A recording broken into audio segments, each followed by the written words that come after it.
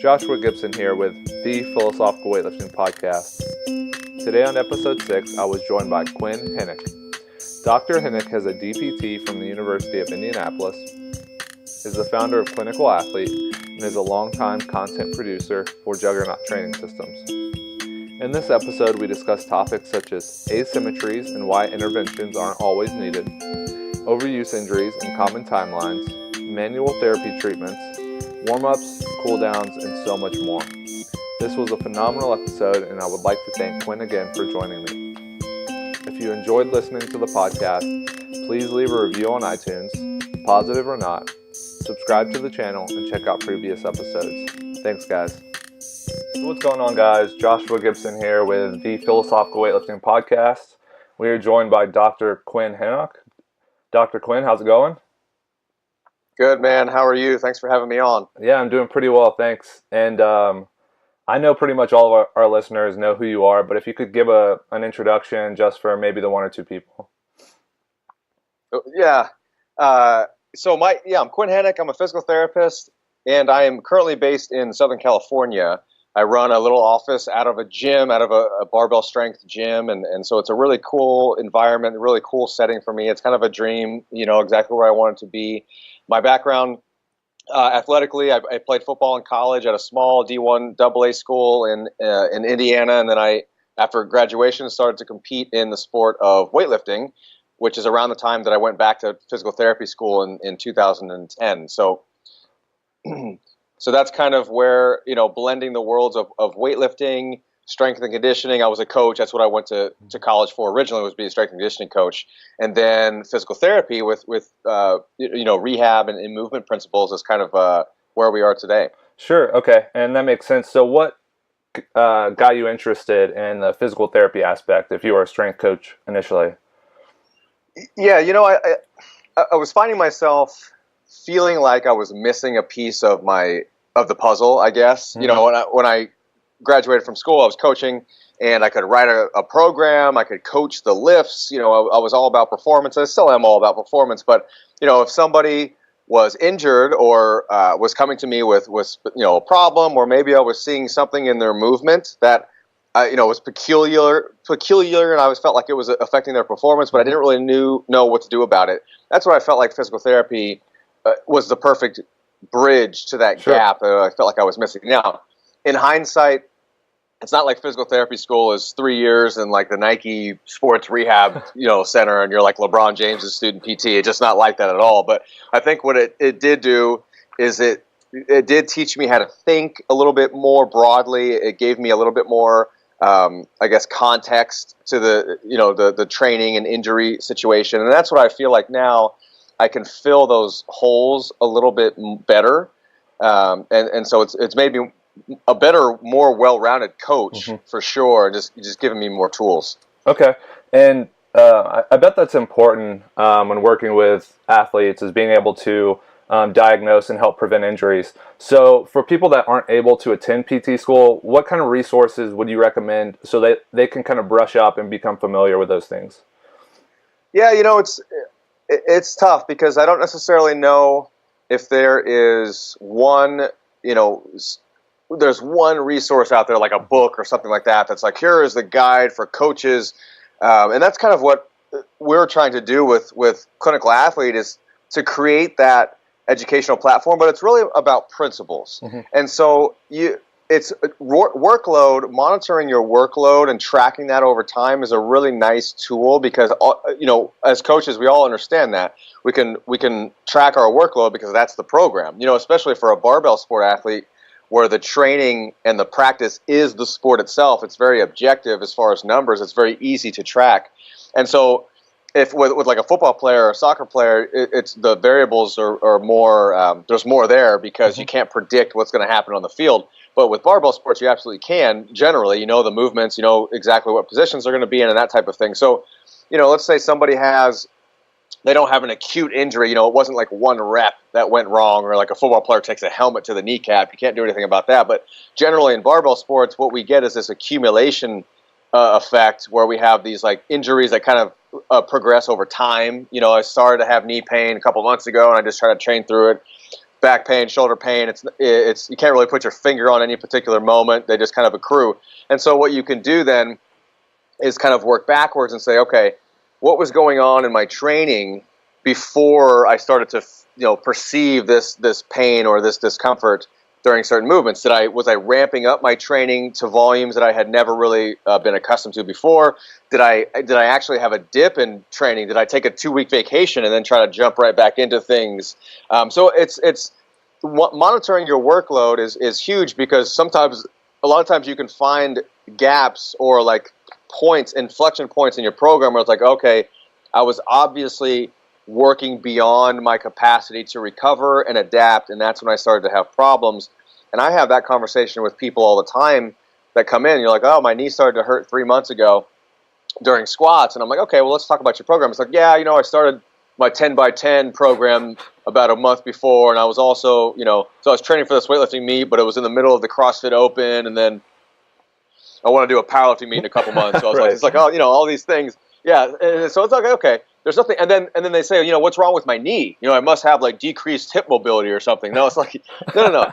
You have the same structure that you had 4 months ago when you were feeling just fine. The variable was the programming and the dose of your stressor, right? Sure. And so I think that's a big thing for coaches, going back to your question, is monitoring the workload and figuring out where in the training program did we start to kind of surpass our recoverable dose.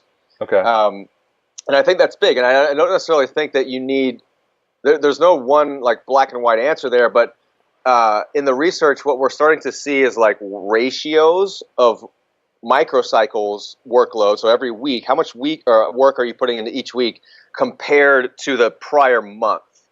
And in endurance sports, which is like, I have no clue as far as the training, but it's again another easy sport to track these things, because you can just track like work and miles and that type of thing.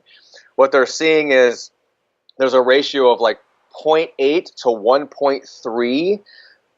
What that means is if your weekly work is a ratio of 0.8 to 1.3 times the average of the prior month, that's a nice sweet spot to be in. So obviously, if you're at 0.8, you're actually doing less work than the average month that you had in the past. But maybe that's like a deload week or a maintenance week or something like that. 1.3 times the average monthly workload is obviously doing a little bit more than you have previously done, which we have to do to get better. So you have to do more work over time, but you don't want to have these acute spikes. Is what we're trying to avoid. That's not only acute spikes in workload up, but it's also acute spikes down. Right. And one thing you'll see with a lot of lifters is they'll take a deload, or maybe but instead of actually doing work during their deload, they'll do absolutely nothing. They're like, oh, I just took I took the entire week off, or like, well, my back was a little tweaked, so I took a couple months off because I didn't want to. Like, that's the worst thing you can do, because then you get deconditioned and you try to jump right back into your prior training workload, and you're not prepared for that. And that's where we see a lot of injuries happen as well. So a resource that I like to prescribe there's a book. It's not my book. I have no, this is totally unbiased. I got no financial gain, but I just think it's an awesome book. It's called The Scientific Principles of Strength Training by Dr. Mike Israetel, Chad Wesley Smith, and James Hoffman.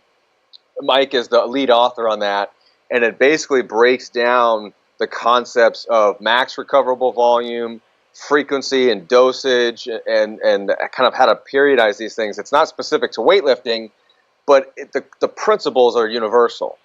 And I think if you can learn how to track your workload and compare it to past workload, I think that's a really, really good place to start for coaches to reduce injury risk. Yeah, and I think that's really all the more reason for athletes to hire coaches. Just someone that can objectively look at what they're doing and say, this is clearly too much or too little. Let's scale up or scale down. And there are a lot of good questions I could kind of ask you from what you were just talking about.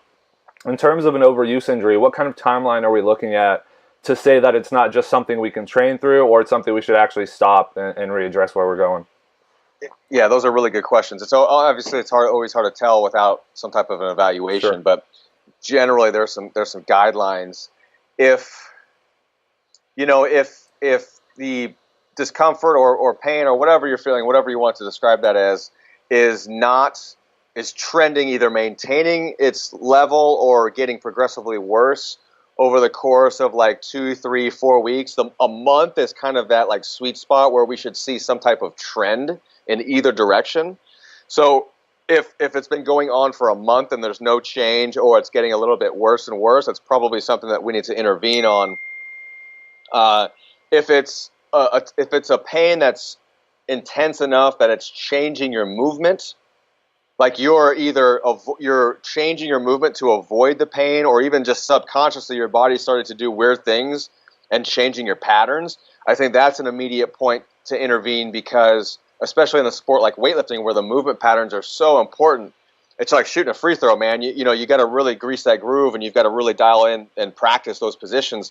If you're changing it because you're in discomfort, we're not training anything beneficial at that point. And so I think that's a point, regardless of a timeline. If your movement is changing because of the pain, that's probably a point that we need to change something, modify the training, modify the movements, do something like that. If the pain is radiating up or down, it is a good indication that we should probably decrease the dosage in some capacity. So let's say it's discomfort in your back and it's going down your legs. It's not just staying in your back. That's probably a time where you need to get that checked out. Or sometimes even going up. If your shoulder hurts and then the pain is starting to radiate up, a lot of times that's not an indication that anything is seriously wrong. It's more of just an indication that things are just really pissed off.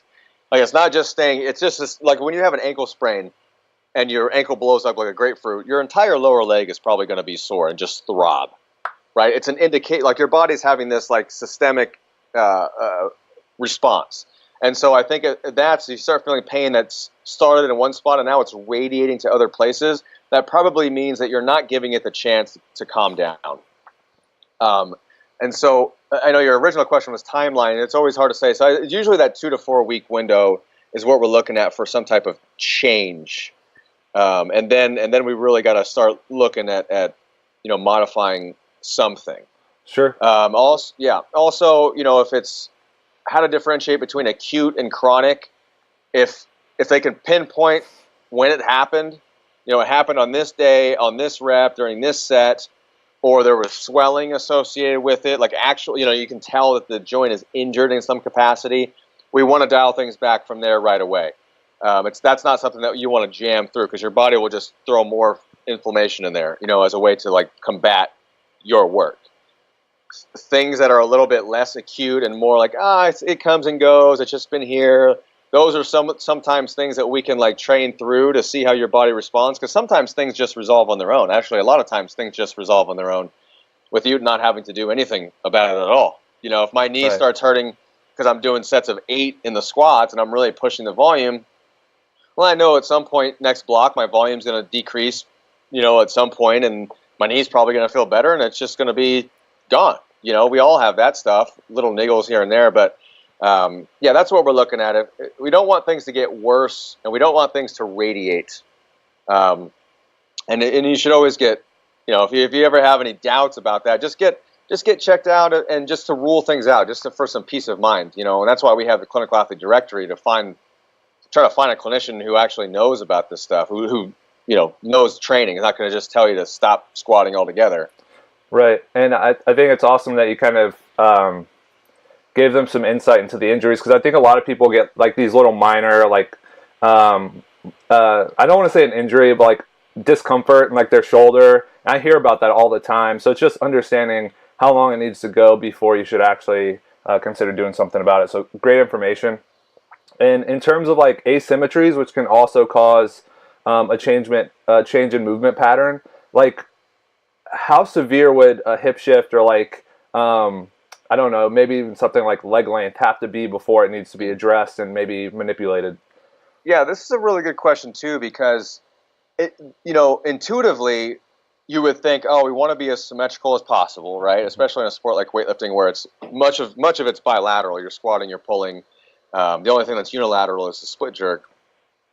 So, cool, yeah.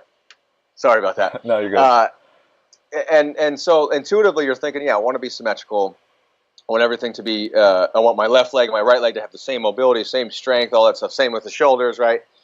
It's just that notion, though, maybe we're striving for symmetry, but it's not a realistic goal for perfect symmetry. That's just not a thing. We're humans, and we're naturally asymmetrical. We have a dominant side. We have these cross patterns, these like natural diagonal patterns. And so when we try to jam ourselves into a very symmetrical positions like the snatch and clean, especially with a perfectly symmetrical implement, it's just not realistic to say to want perfect symmetry. You can look at any weightlifter, and if you watch their squat, you can see them moving, favoring one side. Just a little something you can look at and say, oh, that's asymmetrical. And so a lot of the research actually shows that asymmetry is just a normal part of being a human. It's a normal part of just variability that we have. So it's very difficult. It's very context specific to say how much is okay and how much is too much where we need to intervene. I always kind of bring it back to performance. Like, let's say a hip shift, for example, in the squat. Is it causing them to not be able to produce as much force? Is it causing them to actually miss lifts because they shift so far to one side, they twist, or it throws them off balance, like really severe? Or like in the snatch, are they doing the helicopter to a point where they miss the lift, or they're like putting their one side of their shoulders in a really, really weird position? Those are the types of things that we want to intervene on. And then, okay, so that's the first layer. Is it affecting their performance in some capacity, or is it just observable? And like that bothers you just because it's observable and we want like it to look pretty, but that's not enough evidence to intervene. Like, let's say somebody's foot turns out more in the squat. But if that's the way it is every single time and it's consistent and it's not affecting their performance, it's not an inherent injury risk. I think that's the narrative that's been overblown, is that if you see a little quirk, then all of a sudden they're set up for increased injury risk, and that's just not the case. And what you do then also is you start putting thoughts into these people's heads. It's like, like my foot rotates 5 degrees on my right and not on my left. Am I going to hurt my knee or something like that? We don't want to nocebo people. So for that first tier is, does it affect their performance? If we've established the fact that it does, or maybe it does, but it looks like it is, then maybe we can intervene. Then it's really difficult to know exactly where the asymmetry is coming from. Is it because in a squat, it's very rarely that somebody shifts to one side that's just straight to one side, like lateral, like perfectly lateral shift. It's usually like this to one side, but then they're like rotated a little bit, and then they like worm to the other side on the way up. It's just like a lot of stuff happening. So is it one leg that's weaker than the other? Are they favoring that side, or is that side weaker, and so they're actually trying to stack themselves over there? We could play this like chicken or egg and game all day, and so that's when I try not to figure that stuff out because it's impossible, and I just give them some type of unilateral loading strategy that forces them to use both sides relatively equally, and regardless of if it's weak, mobile versus. So an example of that would be like for a squat, like a front foot elevated split squat, where you have the front foot elevated maybe 4 to 6 inches, the back foot is on the ground, and so then when you go down into your split squat, that front hip is in a pretty deep amount of hip flexion, like deeper than a typical split squat, more like a regular squat. And if you're just squaring them up and they're sitting into both sides, they do their right leg forward first and they're sitting into the right hip, and they put their left leg forward, they're sitting into their left hip slowly. We can load those. Then I know that they're getting equal work on both sides. I know that the hip joints are moving through relatively the same amount of range of motion, and so I don't have to worry if it's weak on the left or the right because they're both getting work. Right. And if we do find that one side's maybe a little bit more unstable, or they feel like they can't sit into that side as well, we may do a little more work on that side. We may do, an extra set or two on that side, because if it's an asymmetrical issue, then we might need some asymmetrical dosage. Right. It would just make some sense, and then we would want to retest. If they have this massive hip shift, and then I give them some intervention like a front foot elevated split squat with a slow tempo and a little bit of load. And then we look at we go take them right back to the back squat, and did that do anything? Does that teach them how to push with both legs? Does it open up their hips to that deep amount of hip flexion? And if it does, great. If it doesn't, we've got to look somewhere else. But I find that works really well. Is just give them some type of unilateral thing, loading strategy, and see if that has any type of effect.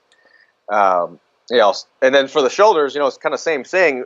Just a single. I mean, something as very, very simple as a single arm press, but in a very, very strict fashion. I mean, slow in both directions, deliberately locking out at the top, just like we would for a weightlifter, and not allowing them to twist or turn. Like if somebody helicopters to the right on their snatch, they may have a habit of doing that when they press, and I don't want that because it's feeding into their habit. I want them to just drive straight up on that side and get used to being able to push with either side, and then we follow that up with some type of barbell like a variation. So instead of just going straight to the snatch where there's so much technical nuance and it's so complex, maybe we do like a snatch balance. So we get them used to pressing strict on both sides, maybe giving them a little bit more dosage on the side that's weaker, and then we do something like a snatch balance where they can integrate that right away.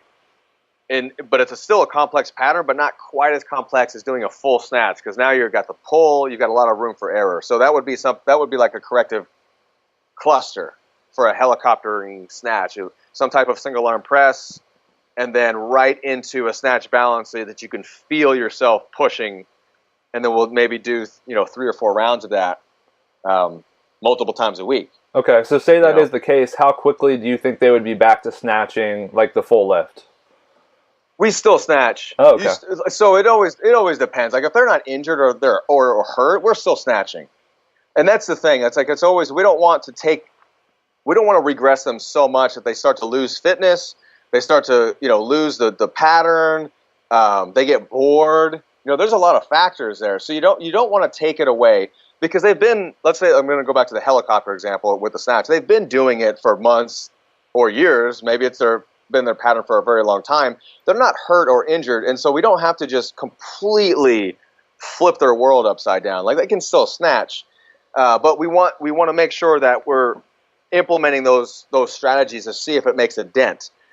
If it, over the course of the next 2, 3, 4 weeks, if we start to see a change, that's good. We'll keep going with that. If not, then maybe we are decreasing the overall full lift volume, or maybe they're doing just variations of the lifts where maybe we're going lighter and we're like going off blocks so they can put the bar exactly where they want to, just like they are with the snatch balance. And that's what they're focused on. Like, we're not going to hit anything over 80%, and I want you to just stick, every catch. Every time you receive the bar, I want you to pause. And they're fighting that helicopter. But we've also been doing the single arm pressing. We've been doing the snatch balances. We've just been drilling that same catch position, square, square, square. And the body will eventually figure it out. But we don't want to change too much. Just, small changes over time. And people are much more apt to buy into that than if you start just like, oh, you're so jacked up, you need no more snatching for 3 months. Here's 20 different corrective exercises.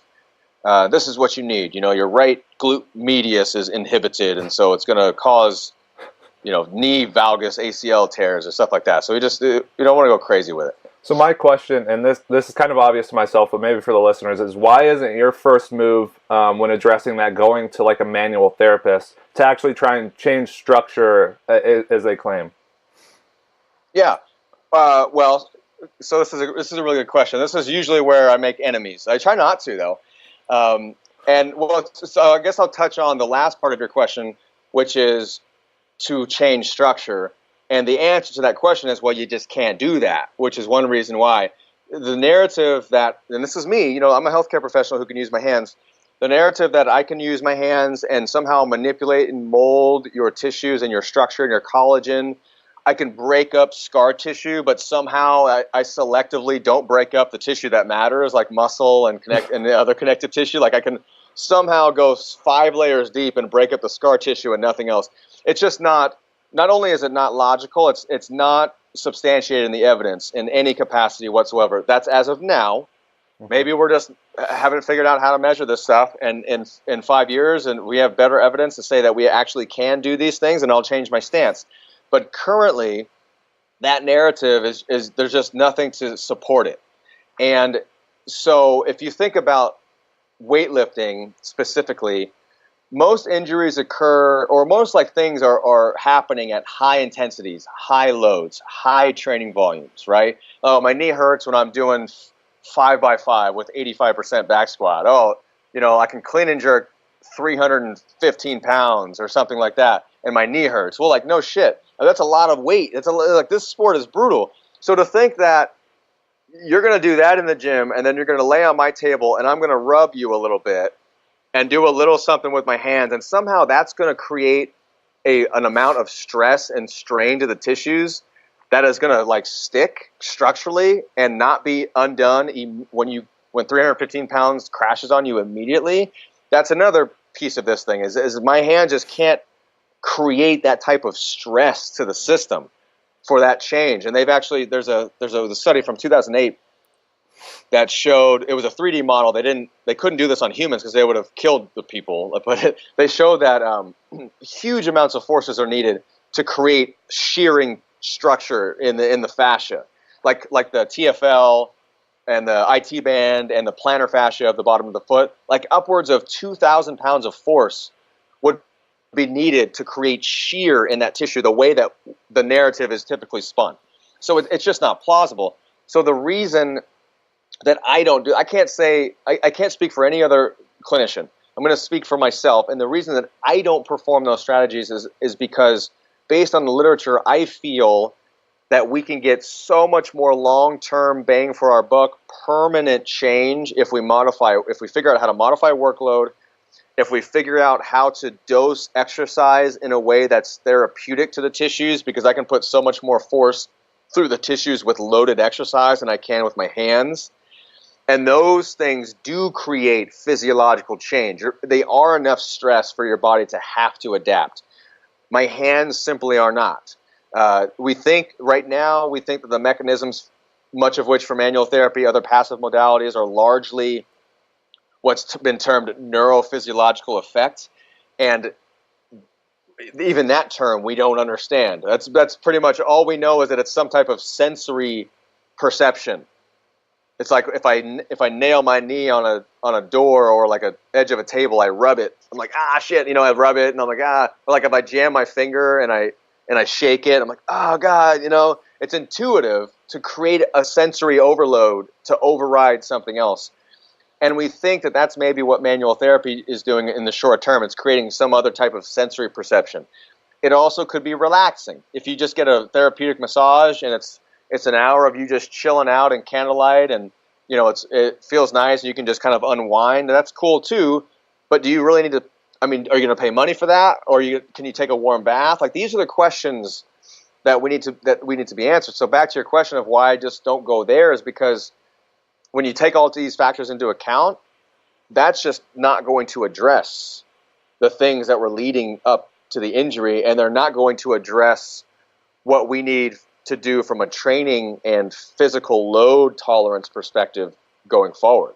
Right. So if those changes are very temporary, why do we see so many different camps? So there's like body tempering, foam rolling, lacrosse balls, dry needling, acupuncture. There's so many things that cause this very acute change. I'm just confused why there's so many. Me too. I don't know, man. I think because there's a lot of factors. I think people like the short-term change. They like anything that's fast, right? They like, and this is the case in any industry. This is not just rehab or performance. It's in nutrition. It's in finance. Anything that gives you that quick fix is much more. It's more appealing to people because it's easier and it's faster. What we don't take into account are what is the long-term benefit. So I think there's a lot of marketing that goes into this. So when we look at things like body tempering, foam rolling, lacrosse ball, bands, there's like 75 different types of foam rollers out there. And I think it's because what marketers do is they're like, okay, this is very popular because it's not hard. Like, foam rolling is not hard. It doesn't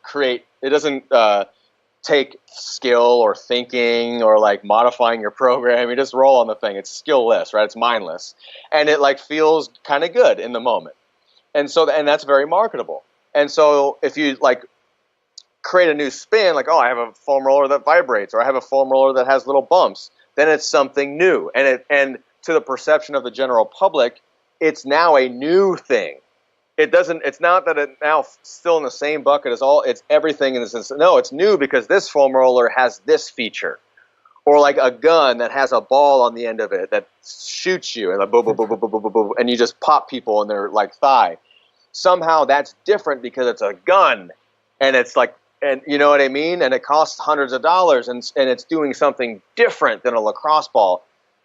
Overall, the answer is no. It's all doing the same thing. And I think the reason there are different camps, I think that's capitalism at its best.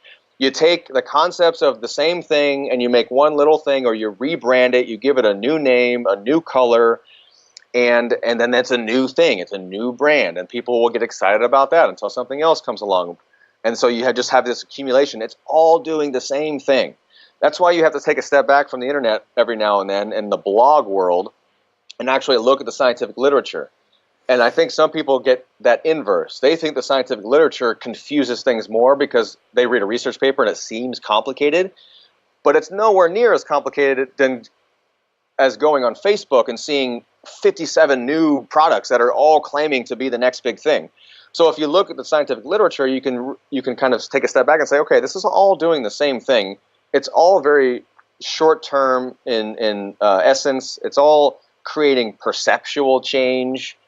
And for whatever that's worth, but it's not addressing physical features or physical structure. That's just not supported by the evidence. It actually makes all these things very simple. So when you start listing off all those modalities, I put it all in the same bucket. Dry needling is a really hot button topic. It's not even, I can't even do it in California, so I don't even worry about it. I don't even care about it because it's not within my scope legally here in California. But we've got to talk about too, and this is getting far afield, and I won't touch on this too much because it starts to be, I guess this is philosophical weightlifting, yeah. So we can't touch on it, but we talk about the sunk cost fallacy. And what the sunk cost fallacy is that when you invested lots of money or lots of time into a particular thing, you're now more towards that thing. I'm going to take dry needling as an example. We could talk about many things, but dry needling costs thousands of dollars to become certified in.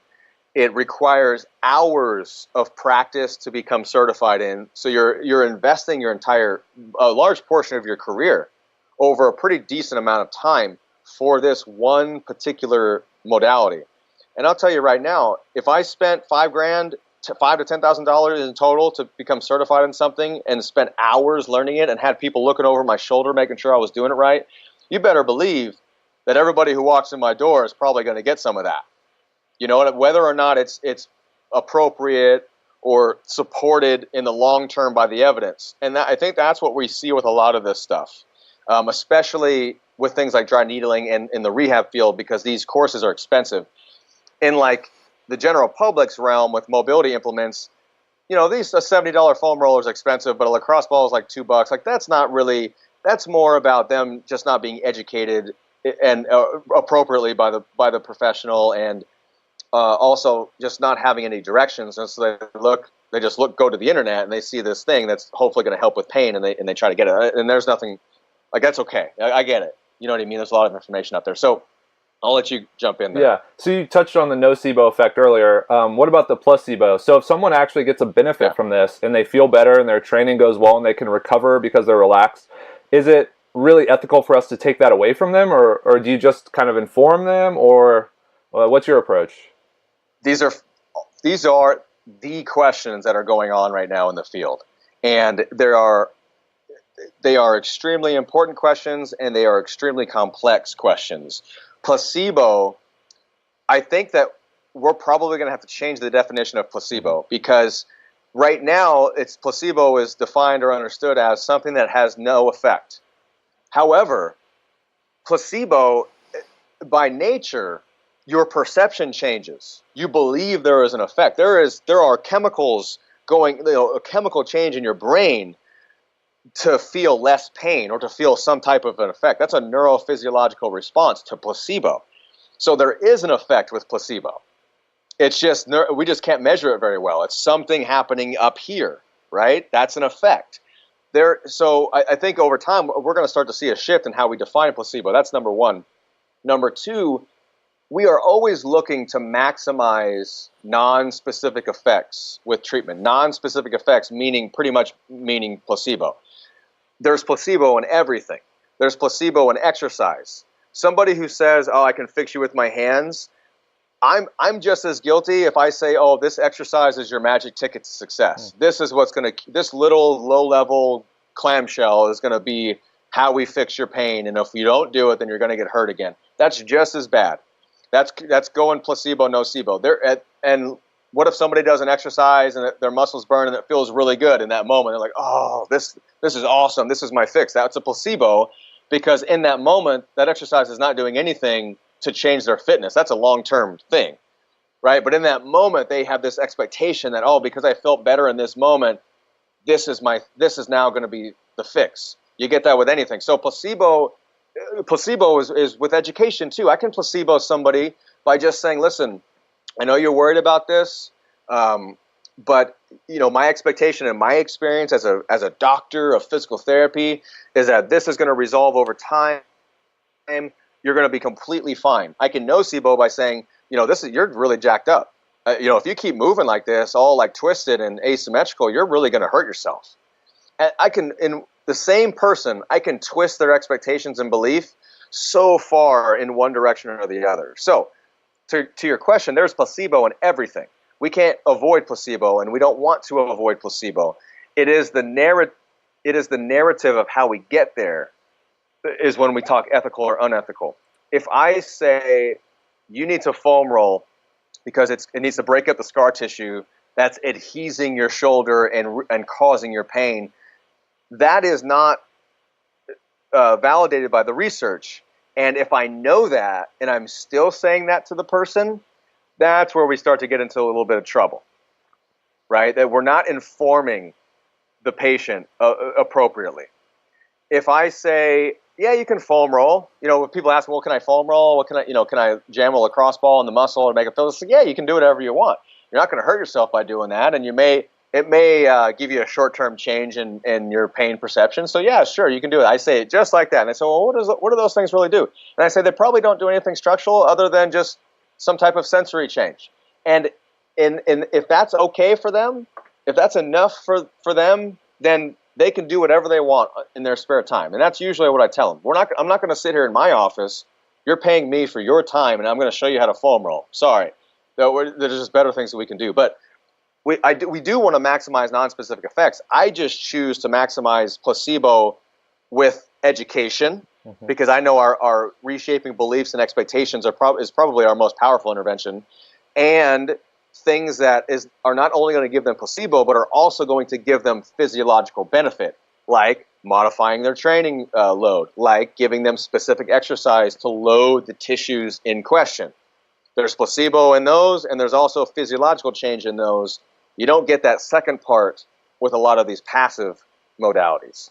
Right. So if these passive modalities do cause like a very acute change, how can we implement them before a training session? Say, how can we develop a warm-up for a barbell sport to use them effectively, but not to kind of lengthen our workout to like 3 or 4 hours? Yeah. Well, and I'll go a step kind of pre and say that's only if you want to use them. You don't have to. I'm a firm believer that if you let's say you're somebody who takes 15 minutes on the foam roller before you go to training because you feel like it benefits you. I'm willing to bet that if you took that same 15-minute chunk and you just did more bar work, more empty bar work over and over for 15 straight minutes, not only would you feel the same at the end, you'd feel warmed up and ready to go, but you'd also be grooving the pattern. So you wouldn't have to foam roll and then do your empty bar work and then do your lifts. You just go straight to your empty bar work, do it until you feel warm, and then you're into your lifts. And you're like with the understanding that the first set of anything is always going to feel like crap. Like that first squat is always going to feel like crap. I don't care what you did beforehand, right? And so like just be okay with that and squat more and squat more and squat more. And your body, you'll feel that shift. It's called warming up right now. But back to your question, this is always like if people want to use it, foam rollers, whatever, then I give them what I think would make the most sense of how to implement them based on what we think that they do and what they don't do. And usually my recommendation is short bouts of whatever it is. If it's foam rolling, lacrosse ball, some type of banded stretch, like short bouts. I mean short, like, if 10, 20 seconds gives you some type of change, then that's good. And then you're right into a movement. So let's say it's empty bar. You're doing like whatever your snatch warm-up is, RDLs, muscle snatches, whatever. You drop the bar. You got the foam roller right there. You roll out whatever you want. 10, 20, 30 seconds. Then you're right back on the bar doing your thing. And maybe you roll through that for 3 or 4 rounds. And not only have you've gotten your foam rolling work in, so you've gotten your like placebo ritual thing, so you're good there, but you've implemented it into the movement, right into the movement. And so there's not this lag time. Because if you were to do like 20 minutes of foam rolling, you probably lose the short-term perceptual change that you got from the first 5 minutes. You'd have to do it again. It would just be this endless cycle of foam rolling. So short bouts and alternated with some type of loaded movement strategy is my best recommendation of how to implement it if you choose to implement it.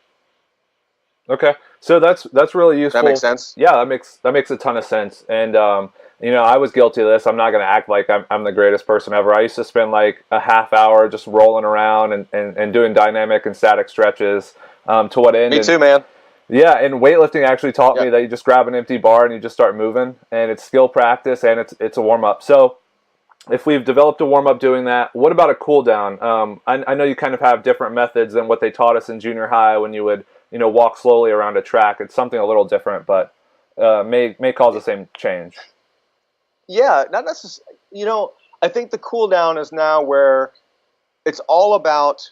So whatever, regardless of what you do, the cool down is about a mental change. Mm-hmm.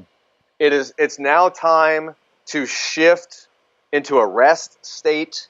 I think a lot of people will call this, they'll get fancy and they'll call this a parasympathetic shift, but I tend to not use the sympathetic because we're actually shifting in and out at all times. We're using both systems at all times. There's ebbs and flows, to what we're using most, but it could change. When I do my snatch, I'm like sympathetic. I'm sitting up on the bar, I'm like, boom, snatch. And then when I set it down and I go sit, I probably shift more towards parasympathetic for like a minute or two until I need to ramp up for my next set. So it's all about, I'm going to say a resting state. I'll say training state, resting state. And the cool down and your rest days and recovery is all about shifting your body into a resting state. And that includes sleep, that includes nutrition, that includes stress, like anxiety and stress management.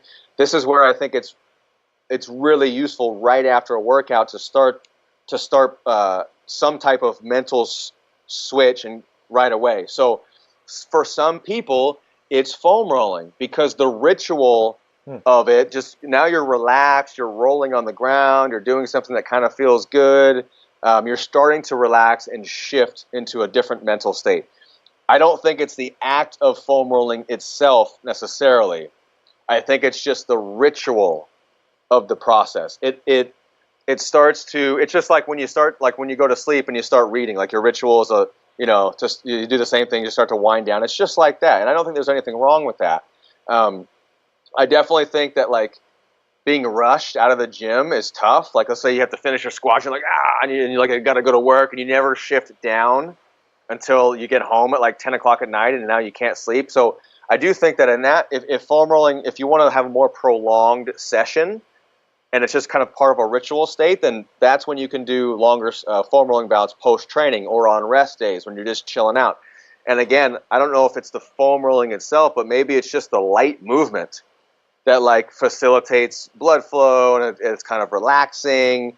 I think that has merit. The walking around the track, honestly, when I ran track and field and when I played football in college, it was like, we want to buffer the lactic acid, but we know now that's bullshit. Your body buffers lactic acid on its own. We don't, and with weightlifting, there's not a whole lot of lactic acid accumulation anyway.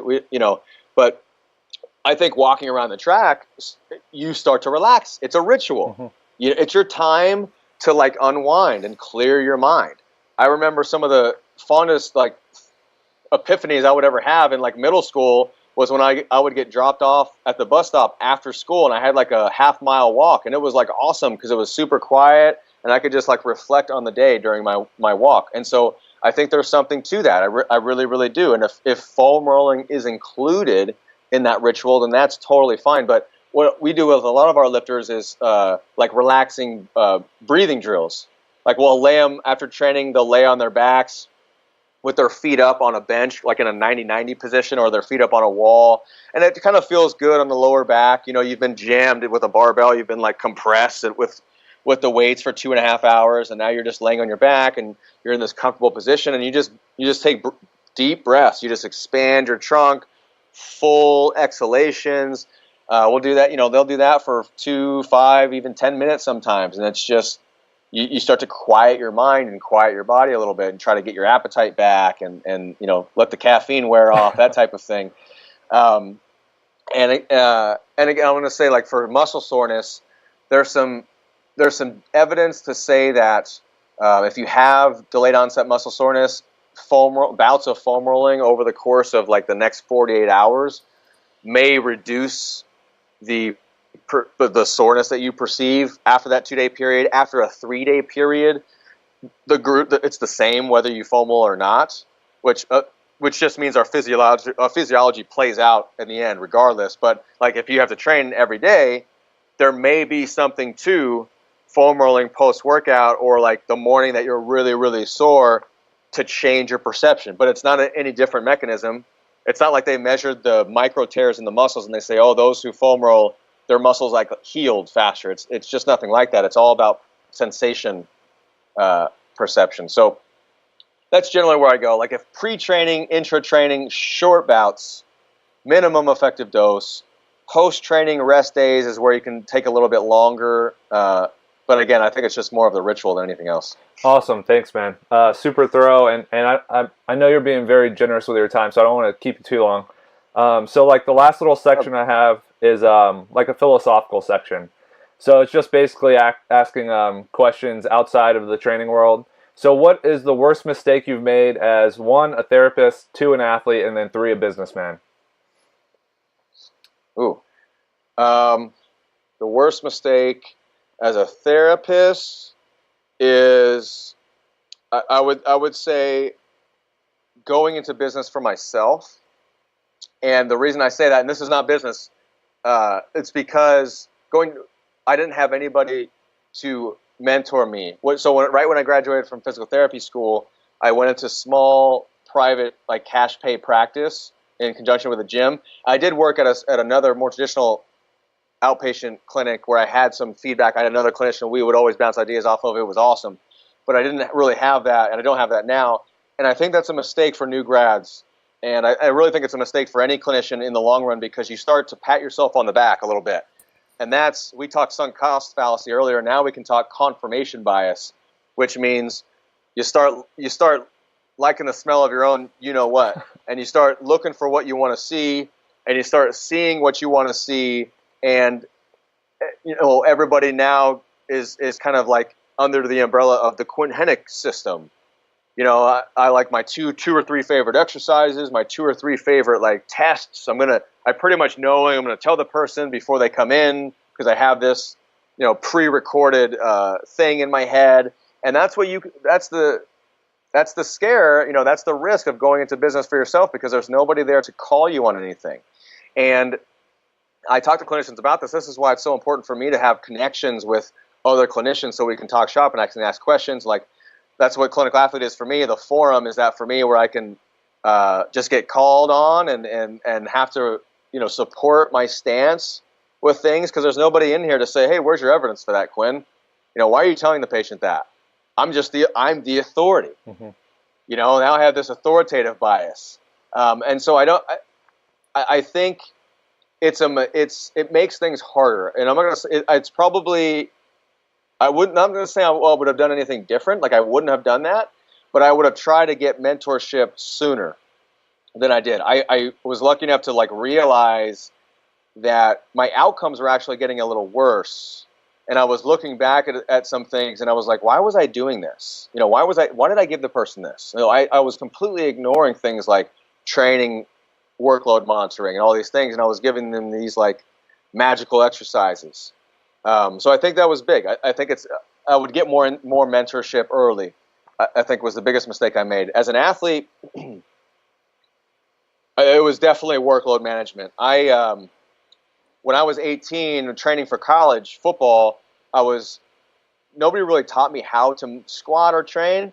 And me and my buddy that were going to the same college, we printed off a program off the internet, and it was what we thought was the University of Miami's football strength and conditioning program. And it very well could have been. And so we ran that for like 4 months, and it was super low volume, like singles, doubles, but it was like a million sets of all. It was like bench, squat, and deadlift, and it was like it was weird waves. It was like one, single, double,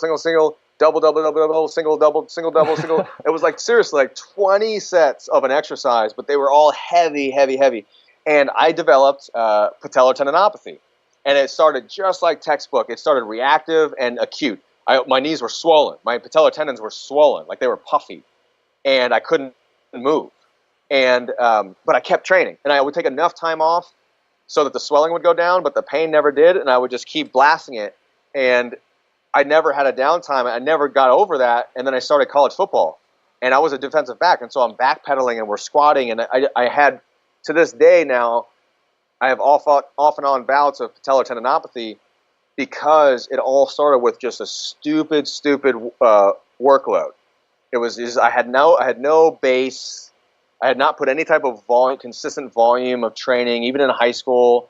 We lifted, we trained, but like, you know, I didn't understand how to accumulate a general, you know, physical preparedness to these types of things. So that was definitely the biggest mistake I made as an athlete, is not preparing my body the way that I know I could have done now, and only wanted to go heavy often, very heavy, and that's like relative for me. I was like weak and shit, but you know, I was overloading it, and I even said it I remember talking to a PT, and he was like, squats are just bad for your knees in general, and I was like, no, I think my muscles got really strong really fast, but then my tendons and ligaments couldn't catch up.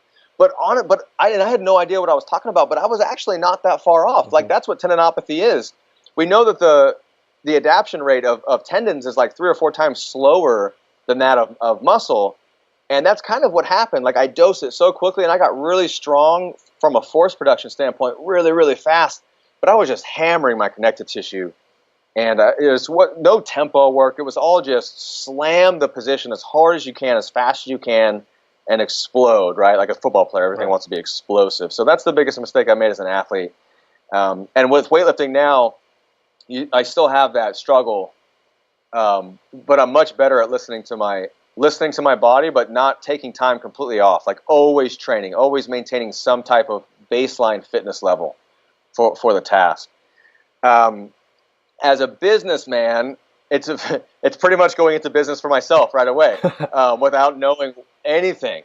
I'm 4 years in now, and I have a few facets. You know, I've got like just my clinic. And then I've got ClinicalAthlete, which is more of an online business, and the seminar business. And I'm just now starting to figure out the clinic thing. And it all comes down to being able to surround yourself with people who are as invested in their business as you are in yours, and how you can kind of create a relationship to foster each other. Like the gym that I'm associated with there has to be a community there, and the coaches have to be all in with their gym and with their members, and the members have to love where they're at, and that'll work very well for me, because I can become a part of the family, and we can all kind of work together, you know. But if you don't have that, and we're all just like trying to get a piece of the pie in this like turf war, it doesn't work like that. And I experienced that as well. Just understanding profits and losses. I just had no clue, man. We don't get that in PT school. They actually tell you to not go into business for yourself right away. They say put your head down and just work for 5 years. Learn the ropes, learn the profession, get some experience, and then think about it. And I didn't do that. I did the exact opposite right away. And I didn't understand expenses. I didn't understand how to budget. I didn't understand how to invest back into my business. Oh, I'm making a little money there. Sweet. I'll just let it sit in my bank account and like look at it. No, I could, right? I could be, putting it into marketing. I could be buying better equipment. I could be, anything. Invest it back into your business. I'm just now starting to learn about that stuff. Mm-hmm. And so that was the biggest thing, going into business for yourself without any clue of what the hell you're doing. I think that's, people, the young clinicians are doing that more now.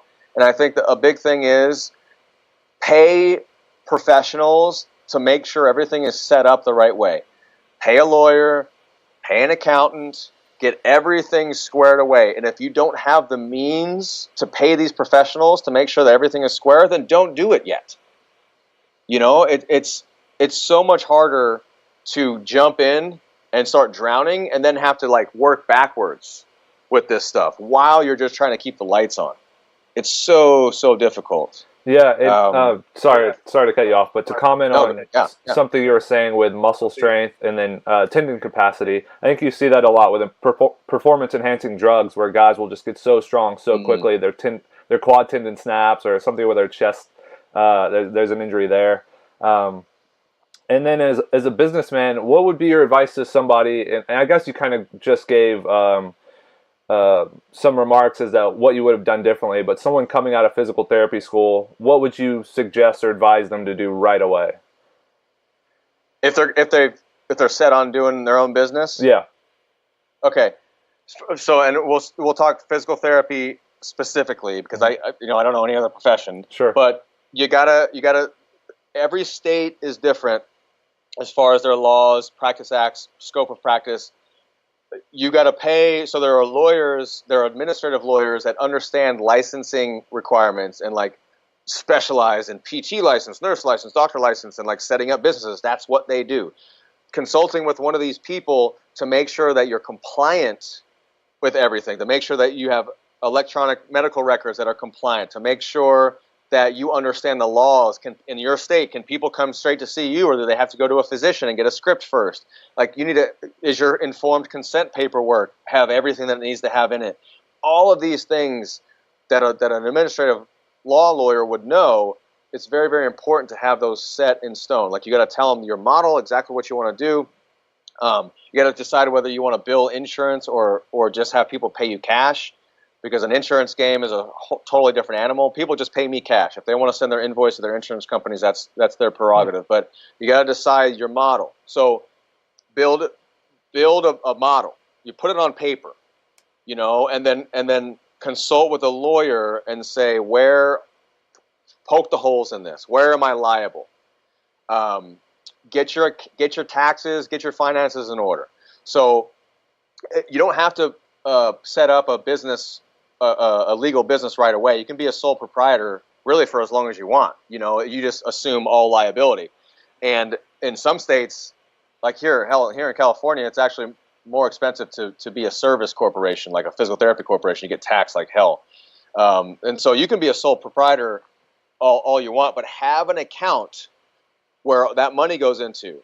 If you use credit cards, have a specific credit card for that business. What happens is people start mixing and matching all of their cards and all of their accounts, and they don't realize that at the end of the year, you've got to start to differentiate these transactions. Was that business or was that personal? And if you get audited, you've got to be able to, back up why this is a business expense, why you didn't count this as a personal expense, were you paying yourself? Where's your personal income? This is all business income. You got to have, so you have to get your taxes in order. You have to have a funnel. You have to know exactly, like, all these funds from this business are going into this one account.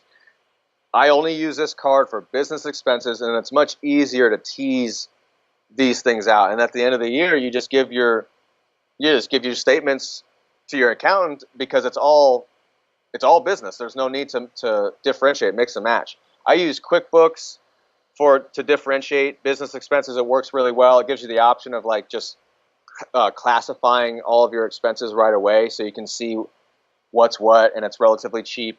So that would be my thing, is consult a lawyer to make sure that you're compliant with your specific state regulations, for physical therapy practice, and then consult an accountant to make sure that your finances are very, very organized and easy at the end of the tax year. It's just there's no stress there. Yeah, I think that's great information. I think it's really informative for people that want to start a business. I think most of us do. If you want to start a gym or anything, really, there's so much that goes into it that you really don't see from the outset, and there's a lot to prepare for. There really is, and I can tell you, I can't write a book on business, and I'll never be able to. But I can sure as hell write a book on the mistakes. Literally everything that you could have possibly done wrong, I've done it, and can only learn from that. So like, yeah, that's the best advice I can give is just when you open the doors for the first time, like when you open your business to the public, that stuff should have already been in place. Like everything is set. Only thing you need to do now is open the door. Mm-hmm. It's very difficult to work backwards. That's the best advice I can give. Awesome. And so the next question would be, what are some resources outside of the rehab field that you would recommend to all listeners? So this can be people, products, or even companies. So outside of rehab, huh? Yeah. So that's outside of strength and conditioning too, I guess, right? Yeah. Yeah, something more philosophical, like any great authors that you really enjoy reading. Anything to do with mindset, anything like that. Yeah, I do. I just finished the book. This is a book that I probably started 5 times. It's called Anti-Fragile. Mm-hmm. Or Anti-Fragile. And, the principles are, and Nicholas Taleb is the author there, Nassim Taleb. So Anti-Fragile, it's all about the notion that chaos and variability and stress are actually therapeutic in a specific dosage to the organism. So when we try to control every little facet of our lives and try to put ourselves in a box and make things very systematic, it actually decreases our ability to adapt. And the reason I like this book is because it speaks to my biases, which is we're adaptable, we need stress, we need overload, we need problems at a level that is to a point where we can figure out a solution. And that's what the book is about. And it talks about the medical system where we overtreat. Everything is treated with unnecessarily to some extent. Low back pain costs the system more than cancer and diabetes combined, I believe. Low back pain, right? And so we over medicalize many things. Where if we could just teach people how to adapt and how to manage their own stressors, which is totally possible in many cases, they would be better for it, and there would be less burden on the system. He talks about the same type of thing in finance. When nobody wants to take risks, and we want to kind of pigeonhole everything with politics as well. Everything, these systems on systems on systems, and there's nothing to let the system kind of grow and adapt on its own. If we have this huge entity, like a huge country, millions and millions of people, and a one overseeing governing body, that doesn't allow for a lot of variability. Where if we have some subsystems that kind of are self-governing, there's more room for growth and learning. And I just think it superseded any one topic, and it just showed us that we need stress at some level in our lives, and if we try to control those things too much, then we actually become weaker, and that's the overarching thing. And I parallel it to rehab, because tendinopathy, if we don't load the tendons get weaker. But then loading and stress is also sometimes the poison. It's all in the dosage. Right, and that was really all that book is about, Anti-Fragile. Awesome. I also really, and I also really enjoy reading books about the brain, the body. A couple of the Brain That Changes Itself is a book that essentially is a bunch of case studies about neuroplasticity. So how the brain, in the midst of either disease or trauma or just stressful situations, can adapt.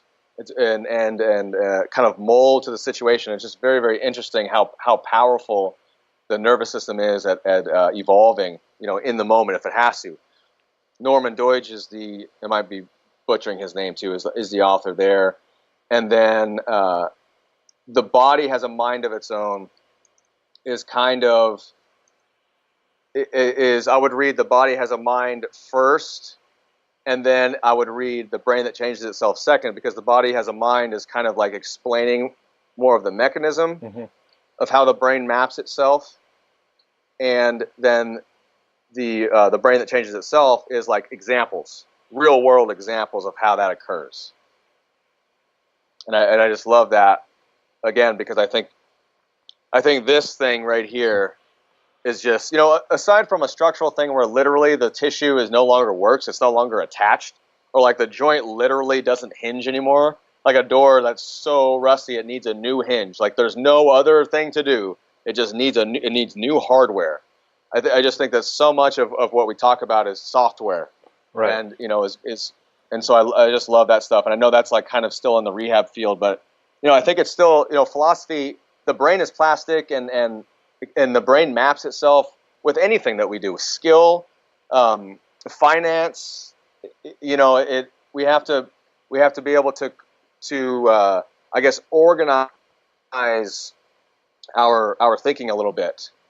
Yeah, while at the same time letting things flow naturally. Yeah, I don't remember exactly who it was, but somebody was making the example of if you always pull a deadlift with a rounded back, like your body is literally sending signals to that muscle to increase protein synthesis to get larger in those areas, and that can be easily, not easily changed, but over time just altering technique and altering form. The changes in the brain happen as well. So if you're very dexterous with your hands, so if you the hands, because they're so rich with sensory organs, and your hands are such a strong relationship between you and the environment. Feet too, but we spend so much time in shoes. And your lips are so sensitive, right? Such a strong relationship between you and the environment. These have larger manifestations in the brain. There's larger areas of representation in the brain with your hands than there is, say, the point of your elbow. Right, because I don't really reference this that much. Mm-hmm. It's not an important reference. But the brain changes these things. If they show that, so you have dexterous, you have 10 fingers, they're very dexterous, and we can manipulate these things like this, right, fingers at a time. I don't know if people are listening; they can't see what I'm doing, but I'm just moving my fingers. If I tied 2 fingers together, and then we would map it. They do this in the body has a mind, and the brain that changes itself. They show and talk about how the brain maps over time. So we have a certain mapping of the brain with these fingers that can all move on their own. If I tie 2 or 3 fingers together for 2, 3, 4 months, and I only use, so now all 3 of those fingers move as one unit, mm-hmm. Your brain will converge those separate maps, because they were separate, and now it'll be one big map in your brain for that one unit. And if I untied those 3 fingers, I would still move them as a unit. It would take me a little while to learn how to re-dexterize each one individually, and then you would see the brain map itself to what kind of closer to where it was before. And that's with any skill, and that's with any, whatever, somebody who's a CEO in accounting or finance, or the COO of a company or CFO is going to have way more representation of whatever skill or portion of the brain that deals with analytics and numbers and anything in regards to that than I will. But if I try to learn it, mine would grow, but maybe we're all just kind of predisposed to caring about certain things a little bit more. And that's where, we talk about genetics kind of like pointing us in the right direction. Who knows? But the changes in the nervous system just fascinate me. And I see it so often in the clinic that it's just, you can't ignore that stuff. Right. No, I agree. And, just so people can find out where to contact you. I know you have a podcast of your own, right? I do, yeah. Just started it. Can you give the listeners a bit of information about what you guys talk about and maybe kind of the concepts you cover? Yeah, totally. The podcast is called the ClinicalAthlete Podcast, and it is definitely geared towards healthcare providers. But, I mean, anybody, much of it is logic and the philosophy of why we do what we do. And that transcends our healthcare, I think. Our last episode was on like straight tendinopathy, but we still talked about education and like why we choose what we choose and like the fallacies of research and like logic and all that thing. So it's we talk about various things in the sports rehab field. We've only had 3 episodes. It's brand spanking new, but it's the Clinical Athlete podcast, and I'm sure that hopefully it'll get more entertaining in the beginning. You know how podcasts are when you first start, like everything's awful. The sound quality is awful. We have it on YouTube. The visual's awful. And then we just kind of, sometimes we ramble, but that's just the way it is. So like Clinical Athlete, we've gotten some good reviews. And then clinicalathlete.com is where the directory of healthcare providers is. So if you're an athlete or anybody and you want to find a healthcare provider who kind of understands the world of sports and strength and conditioning, you can go on the map and search your area. And then we have a forum for coaches and clinicians to talk shop about this stuff, just like you and I are doing. You know, Right. We discuss these things, we share research, we have webinars and stuff like that in there. And I'm on social media. You know, the cool thing, you can just type my name in pretty much all of them. I have a weird name, so I'm like the only one there. Quinn.Henoch DPT on Instagram. Quinn Henoch on Facebook. I've got a couple pages there. One's my coach's page, and the other one's my personal. Either one works. And Clinical Athlete's got Instagram and Facebook and Twitter. I have a YouTube channel that is mostly just the videos that I send to my clients, like my exercise. You know, like do this exercise, and I shoot them the video, and I'm like, oh, I'll just put these on YouTube for everybody to see. So it's super low budget. There, it's no ads or anything like that, but it's where a lot of the exercises that I give my own people are. So you can check that out and get some drills for you, some of which we talked about today, and a lot of my blogs and better quality YouTube videos are on the Juggernaut Training Systems website and YouTube channel, and they've been just an amazing platform for me.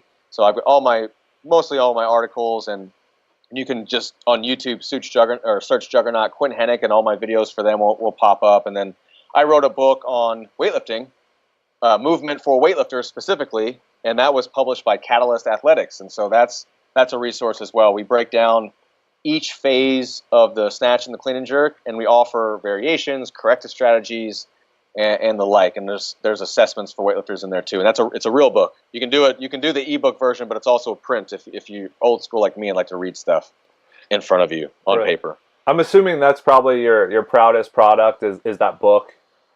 Yeah, it took a long time, and the reason it took a long time is because I kept wanting to make changes. Yeah. A new research article would come out or something, or like I'd learn something new. I'm like, I gotta change this. And like 10 edits in, I'm like, no, like Greg from Catalyst is like, hurry up, man. And I'm just like, all right, here it is. Just get it away from me. We'll never put this thing out. So I am very proud of it. I'm happy with the way it came out. We've gotten some really good feedback, and I'm going to take a lot of the suggestions that people, and I'm going to take that to heart. And there's always ways to improve projects like that. And so that's what we'll do. And it's really tough when the research is always changing. I mean, you can keep up on it, but then something is published, and when does it stop? But in terms of like, besides the book, what is your most popular or most impactful article that you would direct people to right now? Yeah, I think it's the videos that I did with Juggernaut. Okay. I think I've done several. One was a squat school episode where I took 2 lifters who had very different anatomy and their hip structure and talked about how that affects your squat stance. And with the thoughts of nobody can squat. No, not everybody's squat is going to be the same. It's kind of like your fingerprint. It's very individual based on your anatomy and your leverages and that type of thing. And so I think that was really good when we gave corrective strategies or ways to kind of figure out the most optimal squat stance for you. So that's on YouTube. Just Squat School Quinn Henoch, and you'll see. I think it's like squat stance structure or something like that. It's Colin Burns and Courtney Batchelor are the 2 athletes, so you'll see that. And then I did a mobility myths sequence of episodes with the Juggernaut YouTube channel on foam rolling and that. So like what we talked about, a little bit more in depth and with some recommendations. Static stretching. We talked about that a little bit more in depth, what it does, what it doesn't do, and then drills that I do instead of just straight static stretching as ways to gain mobility and get stronger in certain positions. So that's, again, in YouTube, just Juggernaut, Quinn Henoch, static stretching. You know, you can just type in those keywords. That'll pop right up. And then we did a butt wink video.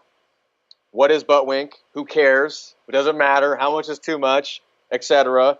And then some drills to be able to gain an eye as to what you're looking at, and then to clean up positioning a little bit.